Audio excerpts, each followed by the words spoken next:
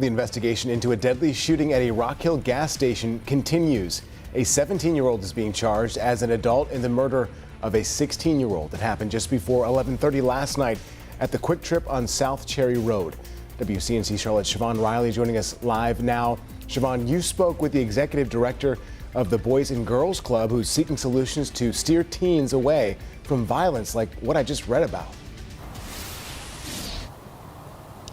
That is right, Colin. This man is a part of the solution. He says he sees too many teens, so many oftentimes, turning to gangs and violence because they don't know how to walk away. This father of a 7-year-old thinks about how any parent would feel after learning a 16-year-old was shot and killed. It's really two lives lost, because it's, of course, you have the life that was taken and then you have the life that was given away, thrown away, because of now the consequences they're going to have to face for those momentary, reactions that they had. The victim was Jaden Reed. The suspect charged as an adult in this case is 17-year-old Carnell Mike.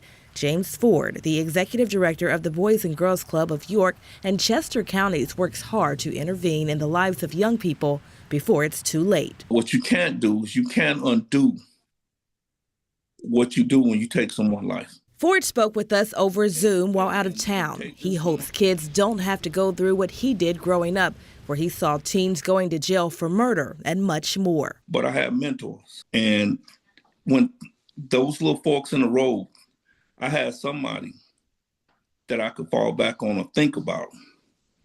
Sometimes you don't want to disappoint people. That's why Ford makes sure kids in his community have a safe place to go after school. They come here to the Teen Center, where the majority of the middle school students can catch the bus after class. Each student is required to answer questions about some of the challenges they face. I had some interesting answers. I had anything from my parents don't really care about what I do, so I do what I want to do.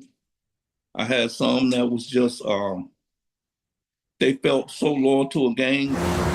People we spoke to said it's time for parents to be parents and do their part so that another young person doesn't lose their life. We do have to educate our kids and give them a place where, we recognize that things like this shouldn't be the norm. We should never feel.